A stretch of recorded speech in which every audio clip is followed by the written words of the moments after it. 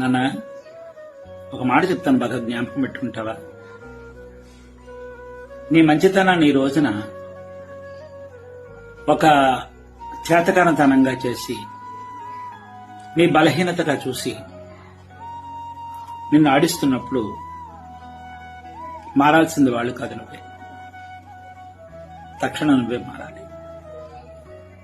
నువ్వు ఎవరి కోసమైతే వెంపర్లాడుతున్నావో వాళ్ళు నిన్ను నీ మానసిక పరిస్థితిని దృష్టిలో పెట్టుకుని నిన్ను ఒక ఆట ఆడిస్తున్నప్పుడు నువ్వెక్కడికి పోతావులే, నా ఖాతాలో నువ్వు పడుంటావు, నువ్వు నన్ను వదిలి ఎక్కడికే వెళ్ళలేవు, అలా పడుంటావు అని అనుకుని కుక్కకి బిస్కెట్లు వేస్తాను చూడండి రోడ్డు మీద, ఎందుకైనా మంచిది అని.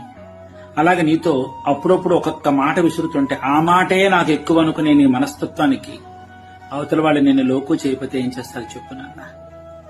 అది కదా నీ బలహీనత. కాబట్టి అంత అవసరం లేదు నాన్న. ఉన్నది ఒకటే బ్రతుకు. ఆ బ్రతుకులో ఎన్నాళ్ళు బతుకుతామో ఎవరికీ తెలియదు. ఆనందంగా బ్రతుకు, సంతోషంగా బతుకు, తృప్తిగా బతుకు. నీ మనసును అర్థం చేసుకునే వాళ్ళు దొరికేంత వరకు కూడా నువ్వు అన్వేషణ కొనసాగించు.